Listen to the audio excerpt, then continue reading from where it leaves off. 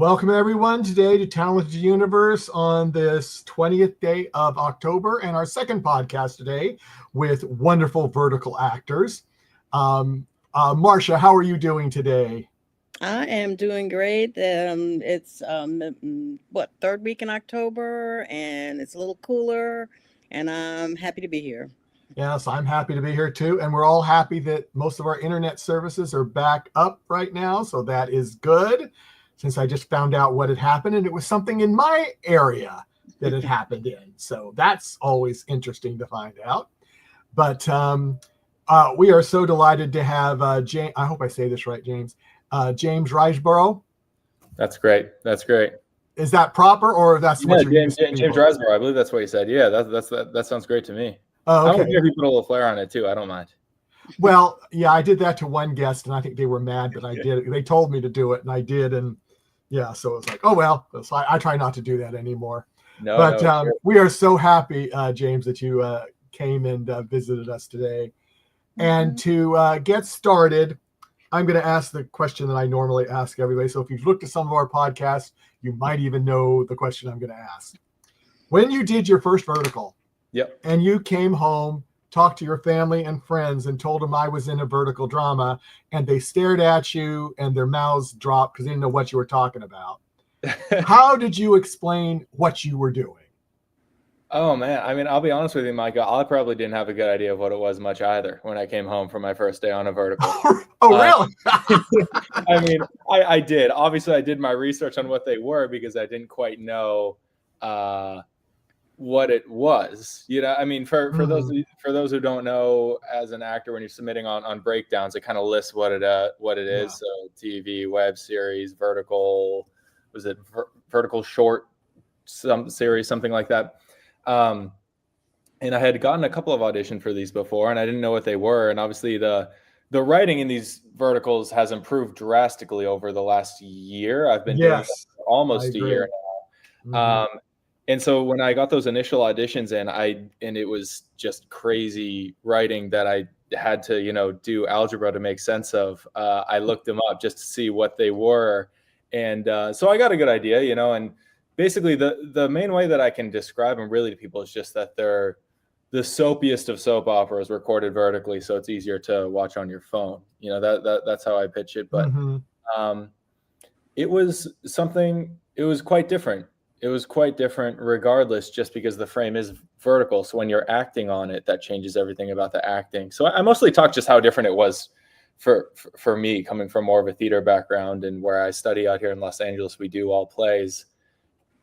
Needing to be confined to a vertical frame is so different, right? And so I mostly talked about that and how different it felt. But most of the time I just say they're vertical soapy soap operas. Yeah.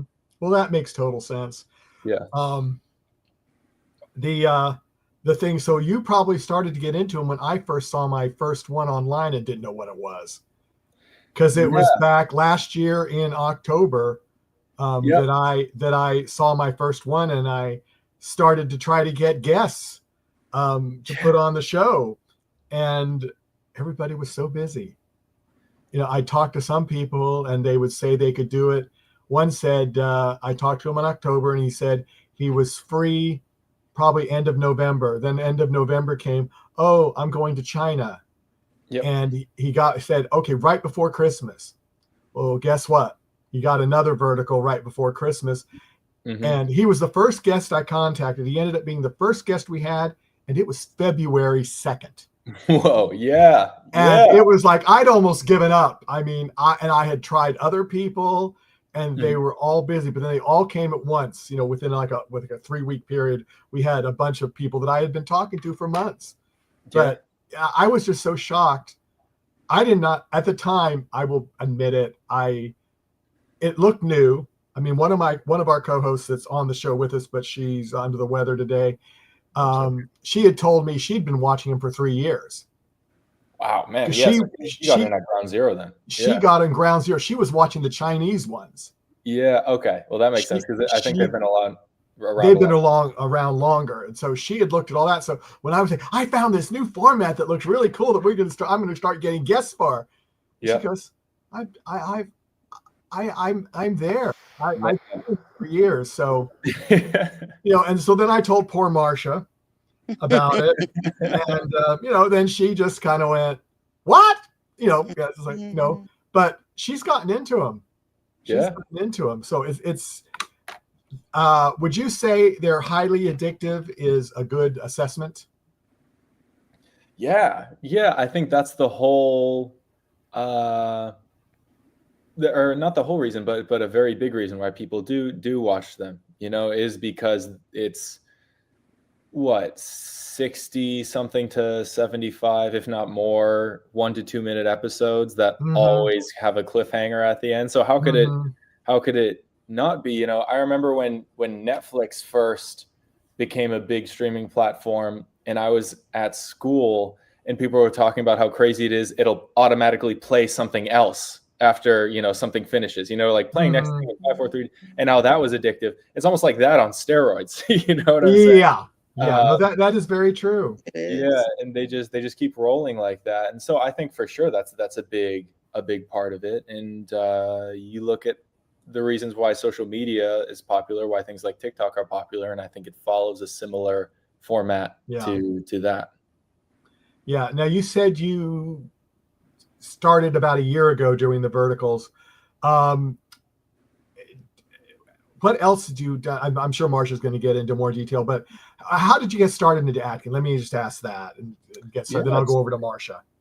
Yeah. I got into acting. It started actually with a dare in the 4th grade. A friend and I got dared by some girls in our class to join drama club. Of course, yeah. Yeah. And my friend didn't like it so much, but I really liked it and I stuck with it. And then I went with that up until high school. And then in college, I actually got my degree in business management, but I found myself about halfway through that degree really, really longing to get back into that. But I'm from a small farm town in Massachusetts, right? In central Mass. And so no one really makes careers out of acting where I'm from. It didn't seem like a possibility. But, just through my own journey and maturation and change in mindset, I reached a place where I figured I can probably or I should probably just do what I want with my life, so I took the risk. My first, I suppose, non-theater work is in New York because I was living in Massachusetts. So I drive into Manhattan and I did some short films and an indie film there. And then I moved out here because a friend who I knew happened to be getting an apartment of September of last year, and moved out here. And then I did my first vertical in November of last year. That's not very long after being out there. That's pretty good. Yeah, well, gosh, man, it came at the right time because I came out here mid-September and I was a personal trainer at a gym out here for the month of October, not knowing that I was going to have to be at the gym for 12 plus hours a day, trying to get my client base together and constantly trying to pitch myself on the gym floor. And I found myself, because of the 3-hour time difference, I'd wake up at 2, 3 in the morning and call my friends on the East Coast to read for me for auditions, self-tapes and whatnot. I found myself just really the acting part becoming secondary to just this personal training. And that didn't make any sense to me because I'm out here to act naturally. So at the end of October, 31st, I left my personal training job. And the next day, November 1st, I landed my first vertical. Oh my goodness. And talk about. It was crazy. Yeah. And that covered my rent for the month. Cause I was, like, what the heck, I've got some money saved here, but what am I going to do? Cause I didn't have a plan B. I just knew that the personal training was not going to work if I wanted to be an actor. So I left and got quite lucky in that way, landing that. And obviously, as you know, they're making so many, I was going to say quite a few. They're making so many of these right now that they're just quite consistent for. I've lost track of how many apps there now that do verticals. Yeah, there's a new one every hour probably. Yeah. I found a new one yesterday and I go, what in the world is this one? Yeah. And I'm and I thought it was, when I thought there was only like 3 at the time, a year ago. I mean, I only saw 3. Yeah. And I just goes, I mean, they're putting 10 productions each month at least. And I go, that's, from what I'm seeing, that's 30 a month. Wow. And I said, but I'm going to go through all the actors that are doing in these in a couple of months and I won't have any more content. Boy, was I wrong.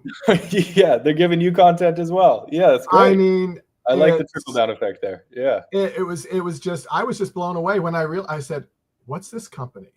I've never heard of this one. What, Yeah. you know, it's like, anyway. But Yeah. Marcia, go ahead. I've rambled enough. I've rambled on for 10 minutes, so I'm going to let you ramble so now. Yeah, James, when I first saw your name, Riseborough, I'm originally I was born and raised in New York City, so I think of boroughs. Yeah. Yeah. The boroughs there, of course. So how long were you in New York City? How? Let's see. I graduated college December 2023, and then I was in and out of New York for, doing a short film, just trying to build book, collect footage and whatnot. From January of that year up until June of that year. Mm-hmm.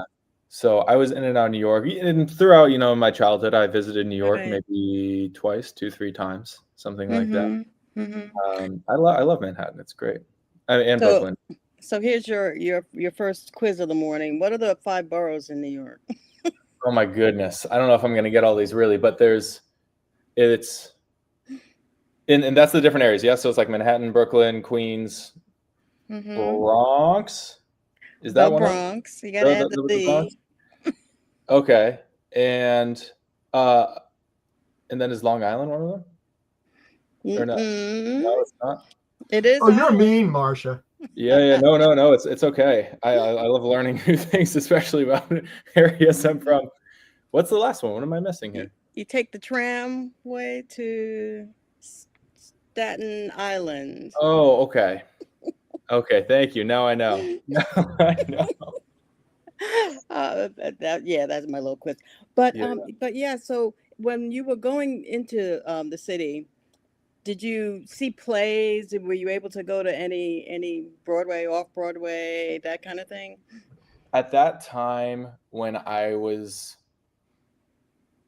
I just graduated college and I had some money saved, which is great. But I was really, I had to be quite cost effective, just trying to make my way there. Yeah. So, I couldn't have, in an apartment in Brooklyn or Manhattan, especially not knowing where I was going to land, And so I couch surfed like crazy during that time. I couch surfed Connecticut, Jersey, New York, all over the place, just because I would book a short film or an indie film or something, and then I would need somewhere. So I'd couch surf, and then I'd wake up at 4 or 5 in the morning and drive into New York. And I would keep these huge bags of granola and waters in my car just to have, to food survive. Yeah. So as much as I would, maybe I could do that now, and that'd be awesome. My girlfriend and I are thinking about potentially doing New Year's in New York. So if we're there, I could do that now. But back then, there was no way I was going to be able to make some theater or something. Unfortunately, probably would have been good as an actor to do, but it was really just about getting the work done in the most cost-effective, efficient way possible at that time. Yeah, and you mentioned that you were in plays a lot when you were in elementary school. You kind of left acting and then came back to it later in college. Do you remember some of your college early projects that you did? What was maybe the... Well, I was actually completely out of it during college. I focused entirely on my business management degree during college, and I had friends who would do improv stuff and whatnot, in the theater program. But business management was my focus, but I double majored in college. I took German in high school as well, and I just picked up the double major in German because I knew I wanted to go to Europe before I graduated. So I did my last semester of college in Germany naturally. So I didn't do any plays while I was in college.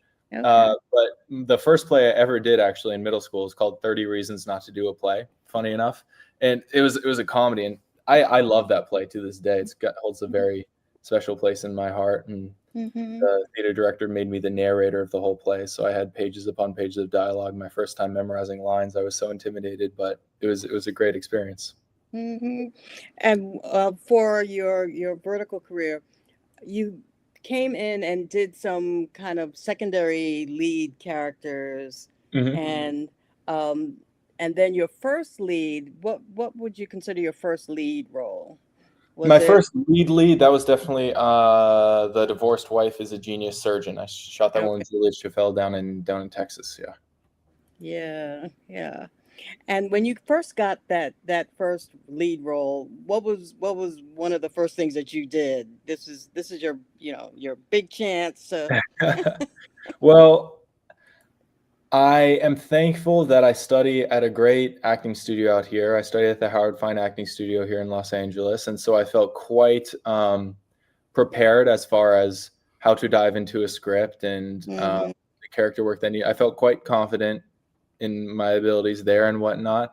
My main thing is, and I don't know if you guys have noticed this in some of the roles that I've done. A lot of the roles that I do are supporting lead, just because I'm quite specific within the vertical space as to what roles I will do or not, and no judgment to anyone who does, more of those edgier verticals, let's call them. But for me personally, and just the brand that I'm looking to build and put out there into the world as to who I am and the work that I want to be a part of, I would say, fairly specific when it comes to that. And oftentimes the supporting leads just happen to fit better with that vision that I have. However, that vertical and specific that I was the first lead on, it was more so just gosh, I don't even know how to describe it.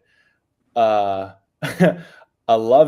tragic love story, emphasis on the tragic for sure.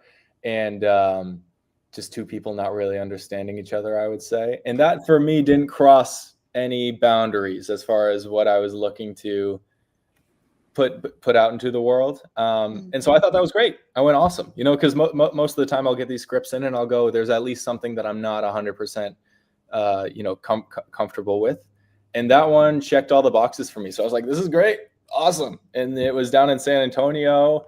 Got a cool trip to San Antonio, and the production company that we did that with, Encima Media, they were awesome. And it was their first time making a vertical, and they killed it. They're just phenomenal people. I love people in Texas. My dad lives in Dallas.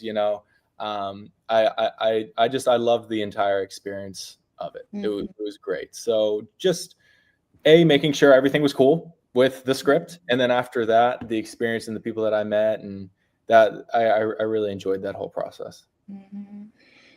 And since that was your first lead role, and quite successfully, and how do you feel about how verticals are going? Verticals have been developing really quickly. I've seen different kinds of videos, because in the beginning it was all, my billionaire this and my CEO and yeah. So, sorry, I didn't mean to cut you off there. No, go ahead. No. Yeah. I think it is obviously, without a doubt, it's developing quite quickly into so many different things. I think it went through recently, I'm talking recently as in the past 2 months, where it went through a phase where everything, from my perspective at least, became so edgy and so kind of clickbaity and almost hypersexual, and I noticed there's a lot of lead actresses in the vertical space who were not happy about it. Tess Innerstein's a good friend of mine. She was publicly not about it at all. And Kylie Carson, also another one, not happy about it at all. And I think that through so many people speaking up in the industry, it's almost kind of starting to go back, which I'm quite happy about. That's great. Let's get some storylines out there that are not just clickbait and taking advantage of these gender roles and whatnot. Let's get like a real lockdown story in place. And quit the step parents, Yeah, exactly. I don't want to see another washing machine. But yeah, so I think it's trending in a really good direction right now, as far as I'm seeing some real stories that are just legitimate stories being made, not just for a trailer to try to get a bunch of clicks and views. And just from what I know, being in the industry, and be careful how I word this, but it's about to really, really turn up right now within Hollywood, within that kind of realm, not necessarily just production companies based out of China. It's about to really, really turn up, and I think I'm really excited for it, and I think that you guys are gonna really, really enjoy that too.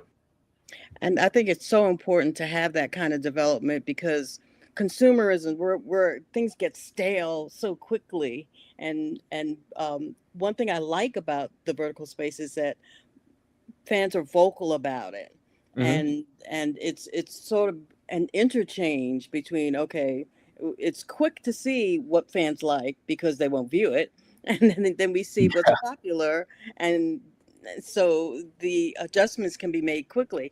Say for instance, your first lead, how long was that shoot from start to finish?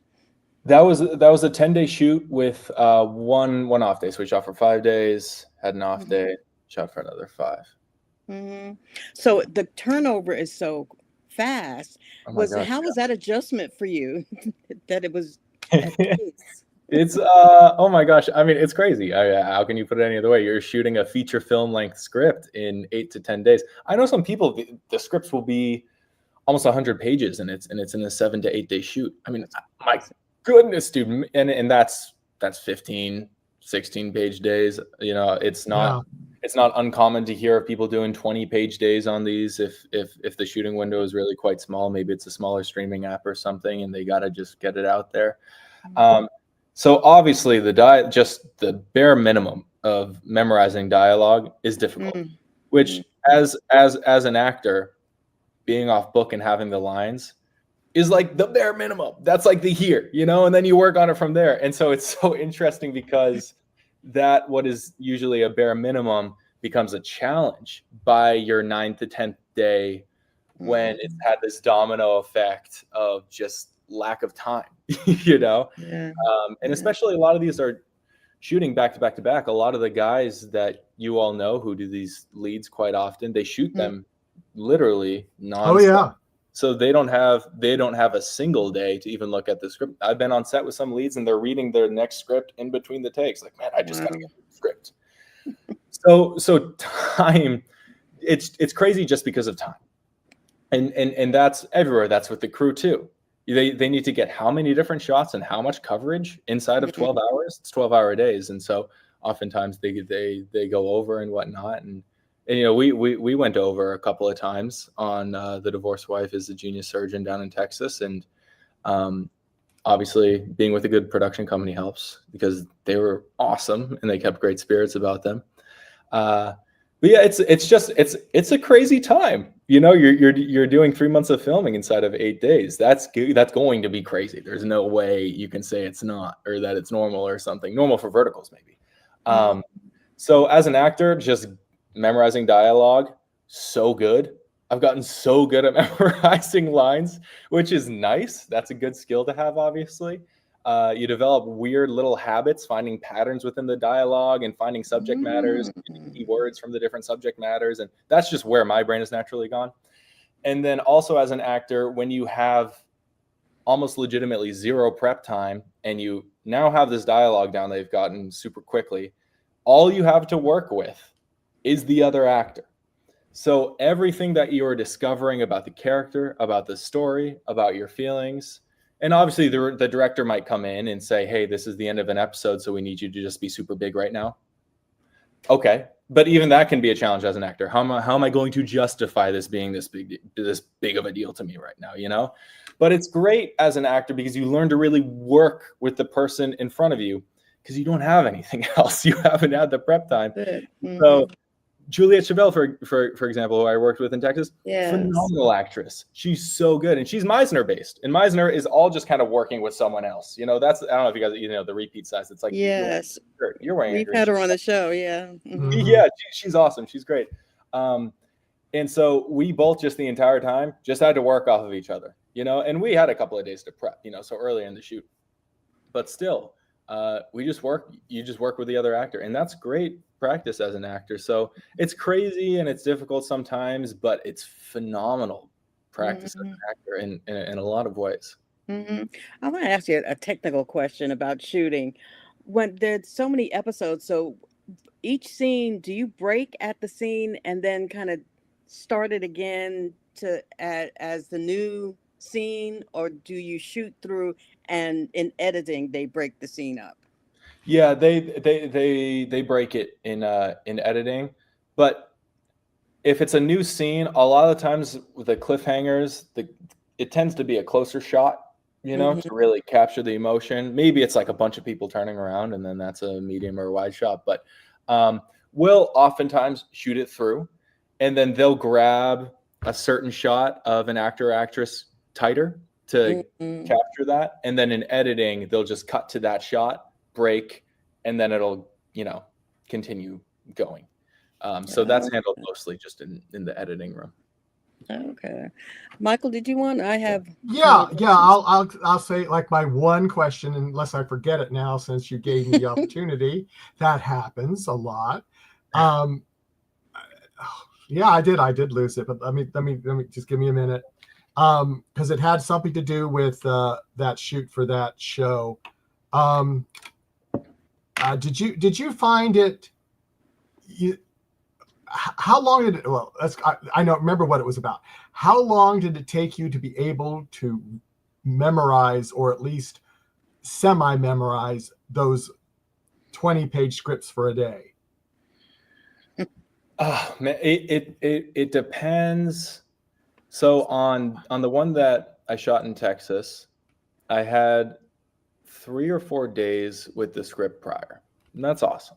Because I can start to break it down into chunks and figure out, and I'll look at the shoot schedule and see, okay, what scenes are we shooting first? So, because, we don't shoot it in order. It's all off location, and figure out what scenes I need to prioritize. It's a lot of dialogue, so it does come down to prioritizing those first few scenes. If I don't, it will be as early as 4 days before when I get the script. That's probably the earliest I've had it in the prep time, which is awesome. But it can be as late as I got sent the script late the night before and I'm on set the next day. And I try to run them the best I can in my car, but I'm not a huge believer in doing that, especially with crazy LA drivers. I don't want to, I don't want to crash. So I tend to not really do that. So it can be as late as before the take when I'm in hair and makeup and I have my sides just kind of here. Okay, what's going on? All right, and I'll carry the sides with me to set, and maybe we get to run it one time between the actors when we're waiting for them to do the lighting setups. But it can be before take, and that's how quickly you have to get it down, just because the time doesn't exist. Have you found on your shooting sets that you've been on that, because most of the guests we've had on, they said if they get to do it again once, they're happy. Say they don't usually get more than one other take after their initial. Is that what you have found out too? A lot of the time, yeah. Most of the time it's 1 to 2 takes. This is again where I'm happy to be studying at the acting studio I am, because I'm an ongoing scene study every week, and we get one take. You get one shot at your scene, and then you get critiqued on your acting. So, but yeah, that can be difficult, because a lot of times the first take is the most stiff take, where you're trying to figure things out and figure out where you are and what's really going on and whatnot. But yeah, and especially towards the end of the shoot or end of the day, it's time. Right? If you haven't noticed, the common theme is time here. Just whenever time is left to 0, it'll go down to 1 take, and you just gotta give your best shot. Yeah. Do you? Oh, I know. Do you enjoy playing the lead or playing one of the subordinate characters that you don't have to memorize as many lines? Which do you prefer?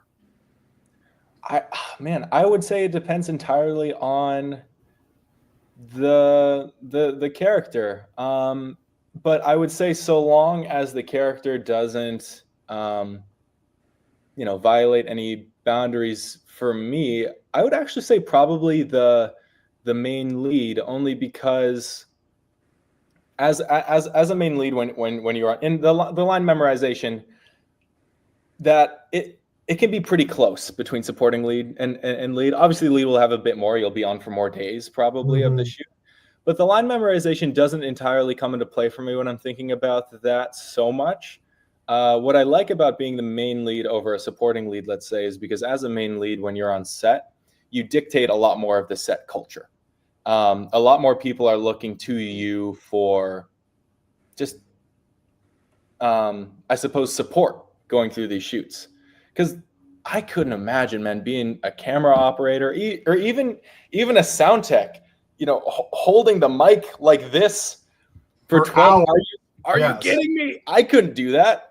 I mean, I don't understand. I almost can't comprehend. So doing that for 12 hours plus for 10 days straight, people are looking around for somewhere to find, I don't know, support, reason to be happy and keep going, And so as a main lead, it does have a top-down effect where I've been, I'm very thankful to have worked with some phenomenal people on these. But even just as a main lead, if you're quiet, that will affect everything. And then everyone's kind of quiet. And it almost becomes your job as a main lead to uplift everyone. And I like being there because it's easy for me. Honestly, I love being on set. When I'm on set, I'm happy. Every time I'm on set, I'm reminded that I made the right choice in trying to pursue this career. Just because I come off set so happy, I get there, I'm so happy. I check in with the first or second AD. I'm like, "What's going on, bro? What's going on? Like, how's your day?" I just love being there, so it's easy for me. And I know what that means to me when I have a main lead who's excited and energized like that. So I like being that role for other people. That's maybe not the answer you're expecting. Well, no. I was going to say, would you say sometimes if things are getting a little dicey, that you become the comic relief for everybody? Yeah. Yes. Okay. Yeah, I thought so. Yeah. I would say sometimes. Yeah. And I keep it professional, of course. There's some jokes that you just don't joke about when you're no. So I'm getting some weird lighting here through my window. That's why I have this stuff on my face right now. Well, I thought someone was trying to get you or something, Yeah, yeah. They've got a it is Halloween. They're coming. No. Yeah, I would say I do become comedic relief. But it's different when you're the main lead than supporting, just because you're almost the first person that people go to listen to. If you're number 1 or 2 on the call sheet, Yeah, that makes sense. Marcia.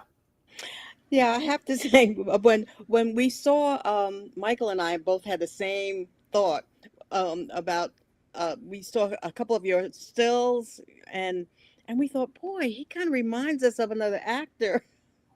And has anybody ever told you that you kind of remind them of Ian Somerhalder? I've gotten that a couple of times. I get Andrew Garfield a lot. That's the main one. Maybe you can't tell with my face being lit so weird right now, but we'll move it over here a little bit. There you go. Maybe right here. Oh, here we are. Oh, it's the window behind you. That's what's doing it. Yeah. The window's getting me too, man. Gosh. Yeah. The window is bouncing off your screen. I think that's what it is. Okay, there we go. This is looking pretty good. Okay, cool. Yeah, I get Andrew Garfield quite a bit. I've gotten Ian Somerhalder a couple of times. I'm over the moon when people call me Ian Somerhalder. I'm not going to lie to you right now. I'm not going to try to play this one cool. Guys, I'm not playing it cool right now. I appreciate that very much. Thank you. Yeah. Well, I mean, honestly, when I saw your picture the first time, I thought that. And then I was talking to Marcia the other night, and she said, I thought the same thing. And I go, oh, good. It wasn't just me. Guys, I'm blushing so hard. I'm blushing so freaking hard right now. Thank you. No, I mean, I love the Vampire Diaries. Fun fact about me. That's an Ian Somerhalder character, Damon, like top 2 characters in TV for me that have ever been created. I think he killed that role. I think the writing was hilarious on it. They put him in a cool old car. I own a cool old car, so I think it's just an ideal character for me. If I could play a Damon Salvatore-esque character in the future at any point, I quite literally might just jump over them. Would you do one of the vampire ones that's out there, or does it go too far for your? Yeah, you've done vampire. I've done vampire stuff in the past. Yeah, I've got a short film. I missed that. About it. Yeah. I missed that one. Stuff, man. Since I was a kid, I love vampire stuff. The leather jackets, everything. I loved Grease when I was a kid. Honestly, probably 50% because they wear leather jackets. I had my leather jacket right there on that chair. I wore it the other day. You know, I love the style, the aesthetic, the tone of the shows and the movies is great. Even something like a Twilight. Yeah, no, I love vampire stuff. So I totally would. Well, I missed all your vampire ones. I've got to go back. That's okay. I'll email the clips to you guys. No problem. That sounds great. Well, and that How to Kill a Vampire with yeah. Herbie Elwood, right? Yeah, and that was so funny because I had been living in LA for literally 2 days, and I actually lived in Manhattan in Chinatown in August of last year with a friend. So yeah, he had a roommate move out. He said, "Man, it's open. I'm not going to charge you rent, man, if you want to live here." So I booked a couple of short films there. I was like, "Yeah, this is awesome." Cool. And I auditioned, knowing I was going to move out here. I auditioned for How to Kill a Vampire in August while I was living in Manhattan. Almost got the role, didn't. Then the person who got the role, I think they messed up their back or something. Something happened where they couldn't make the shoot. So I've been living in LA for 2 days, and they called me and said, "Hey, would you still be willing to do this?" And I said, "Yeah, absolutely." You know, and I did that shoot, and that's where I met Kirby. Kirby's a lead on that short film. And then I started doing verticals, and I see, because Kirby and I follow each other on social media, she started doing verticals. And then it wasn't for months, because Kirby and I, we were friends, but we didn't talk, you know, and then we did one together, I don't know, 4 or 5 months later. And it was like, "What's up, dude? What's going on?" You know, I knew that we'd land one together at some point, and that was a ton of fun. And it's kind of not a tiny community, but you start seeing some of the same people and working with some of the same people. Oh, yeah. I get on set. If it's not cast, it's crew, and we're dapping up everywhere. It sounds like gunfire when I walk on set, because I just know all these people already, you know? Yeah. No, it's great. It's definitely a small world, for sure, a small world. And part of that is because they're making so many of these, and they always kind of loop you back in somehow, you know, and with the industry being in its newer state right now, it's kind of like you know people, and they need you for something. Hey, James, I've got this is coming up. And also part of it is they make these things so quickly. Sometimes it's just easier to hit up the people that you know than going through the whole casting process and watching the self-tapes. Just someone you've already worked with. Hey, it's way easier, and it's going to save you a bunch of time and probably money as a result, you know? So it's a lot of the same people. Do you look at all of your finished pieces once they're done? Do you go back and look at? Yeah, I will go through, like, sometimes, honestly, it's, as an actor doing these things, sometimes it's hard to get the footage, you know, because these things are all behind a paywall, and you'll work, especially if it's a smaller streaming app, the communication with them can be quite sparse. But, you know, these things all get uploaded to Dailymotion. So sometimes I'll watch them on Dailymotion if it doesn't look like just a big watermark. But when I worked with Real Short on the Divorced Wife Genius Surgeon, and they're great. If you're a lead on one of them, they'll go into your account, put a bunch of coins in, and then you can watch all the footage. So I sat down and properly watched that one. But that's the first one that I really sat down and proper watched. What did you think? Man, I think it all made sense with the verticals. It was kind of like it's crazy. Some of these shots, it was a big learning experience for me as an actor, because you learn that so much of it is how it is edited together too. Yeah.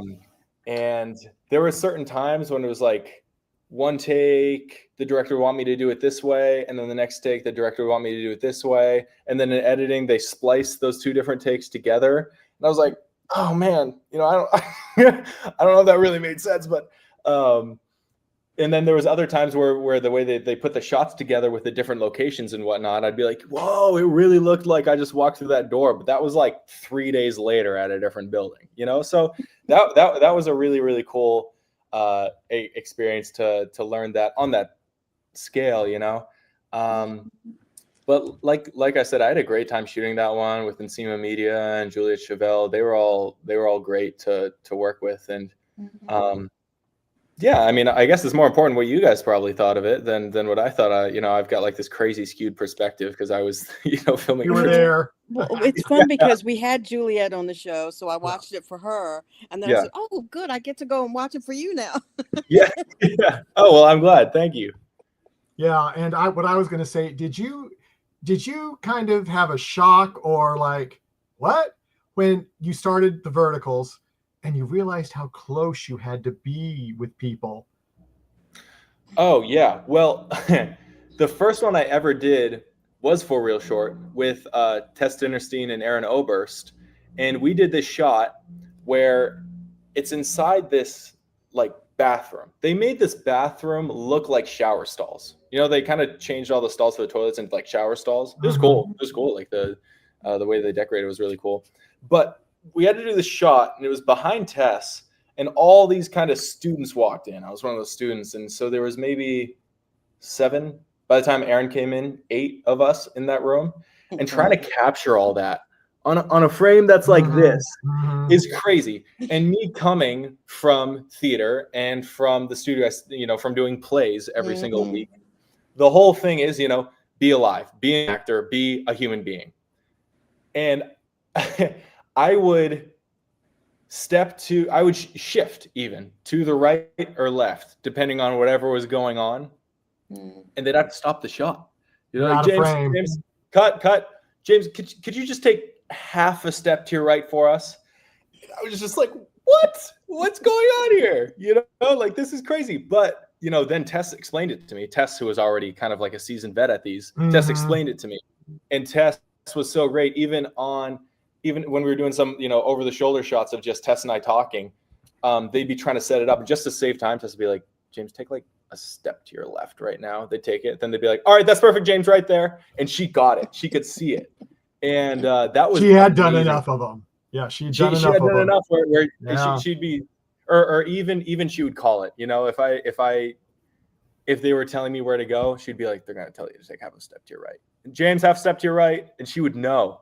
And now I'm like that. Now when I'm on set, I can see the camera and I understand exactly how it looks on frame. So that's also cool as an actor because you really, really know how to work a frame.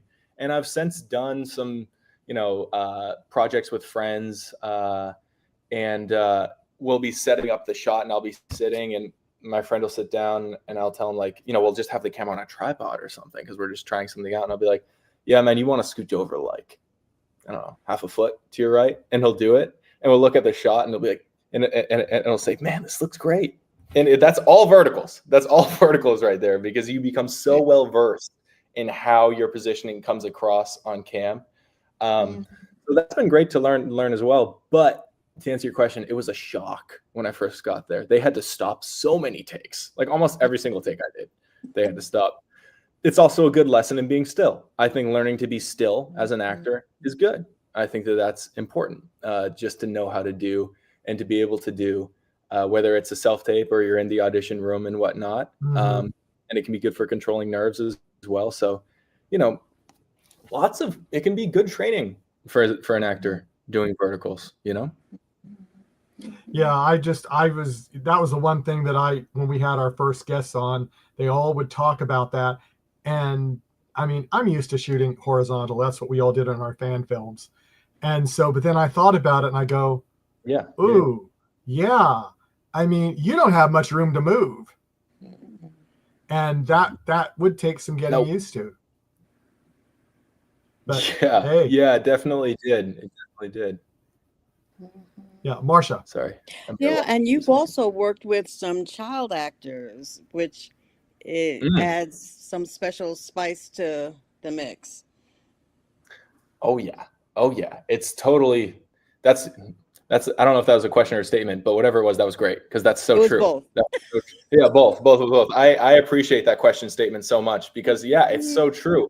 Like as soon as a child actor walks onto set, it's completely different. And this is how it should be, but it's legit, roll out the red carpet. Some royalty is here right now, which is great. That's awesome. I just didn't expect it.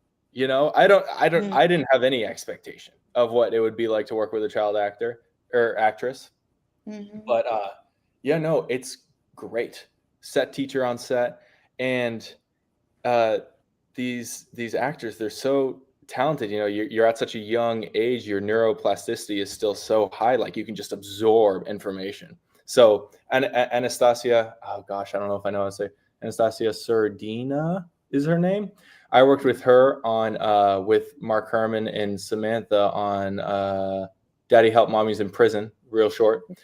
So smart, so insanely smart. I can't even describe. She could academically run circles around me probably. And she's so talented and just so sweet. You know, she and her mom were just great to work with, and she always had the set teacher on set. And yeah, the entire, you know, talking to the subject of set culture, the entire set culture changes. And we want to talk about uplifting a mood.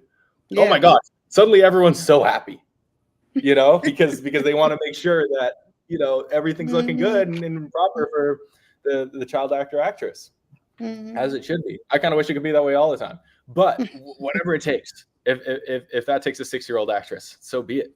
You know, so long as we're not violating any of like the regulations around that, of course, which did not happen. Just to put it out there, they're always very strict with that, and it was great. So it was a great experience. So after all your day of intense memorization, and how do you unwind? How do you ground yourself when you have some time off? It's something that I have been learning more and more, especially over these past, I want to say 2-3 months, because all my friends who know me out here, who especially met me early on when I first moved here, they saw me work myself into these kind of crazy, and this is their words, not mine, crazy kind of like manic-y states, right? Where I would come home and I'd have 3-4 auditions to do, and I'd be up super late, and then I'd wake up super early, and I'd go to the gym, and then I'd go to set, and I would just be wired. I'd be like, let's go, you know? and eventually I'd crash or I'd get sick or something. So I think being with my girlfriend has been great because she's an actress as well, and she gets it, and she's been in this industry 10 years longer than I, and she's gone through that phase, you know? And she's taught me quite a bit of just, dude, more work does not necessarily always equate to more success. As an actor, with your body being your quote unquote instrument, if you're strung out all the time, it's not going to be good for you. And I've noticed it. My acting in my class, you know, my ongoing scene study I'm in every week is kind of like my measuring stick for how my acting is doing, so to speak, because, you know, I trust Howard and Mr. Corey over there, and it's gotten better and better as I've learned to take more time for myself. So that can be now, you know, I'm an AMC StubHub member. I don't know if y'all are familiar, Stubs member. Oh yeah, I just joined that. Me yes, too. Great. I love it. It's so amazing. So I see movies every week. You know, I go see movies, and I reached a point where I really, really was not giving myself the time of day. And so I made this extensive morning routine for myself that legitimately takes an hour and a half. And I made a nighttime routine that takes probably closer to 15-20.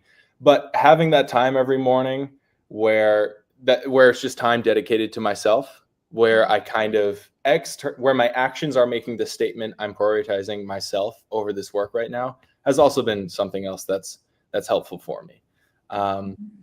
So it's an ongoing process for sure. And sometimes the industry gives you the downtime, you know, so things get a little slower. It's the sort of industry where when things rain, it pours, right? And then there might just be a drought. You don't know. That's the risk in being an actor, right? And so learning when I'm given a time where I'm not on set 12 hours a day all the time, to actually embrace it and understand what it could be doing for me rather than what it's not. That has been really good as well. But, you know, always learning, always trying to figure these things out for myself. Wonderful. So we're coming to our time closure, but What's upcoming? What can we look forward to that you can tell us about? Guys, I'm on one right now, and you don't understand how excited I am. And I can actually probably say zero about it. That's fine. Then don't say anything. Yeah. Just give a funny face and smile at us. Then we know it's something really big, and you're under an NDA and you can't talk. All I can say is it is going to blow any other vertical you've seen so far out of the water. It's different. It's different. I'm gonna put it out there like that. So exciting. So excited, well, because of that, because you just said that, we would love you to come back after that gets released so you can talk about it. I'm so there. And if you could bring your co-stars with you, we can bring up to 7 people. Absolutely. Yeah, I almost said some names here. Well, then you'll probably get in trouble if you do that. But seriously, I mean, we did it. We did it with Campus Rivals. We had 5 of the actors on the day after that we came out, and that was cool. We'd love to do it for some others too. So. Yeah, because this one's going to be different. It's going to be different, and you'll see it around probably most places, right? So I'll definitely talk with them. All right. Yeah. And you guys have been so great. Thank you so much for having me onto this. This has been like such a joy in my day to do. I really appreciate it. Well, I'm glad you did it, because it sounds like you've got a busy schedule. So thank you guys. Thank you guys. I really appreciate it. Well, yeah. So you take care of yourself, and we will sign off now at 7 p.m. We have Luke Dodge coming on, 4 p.m. Pacific time, if I get my times. And I'm not going to tell you any more time zones. My brain is kind of being fried right now. That's great. So, have fun. Yeah, we will have fun. But everyone take care. And James, hope to see you again very soon then when that new show comes out. I'll see y'all soon. So bye-bye, everyone. Thank you so much for having me. Bye. Have a great night, guys.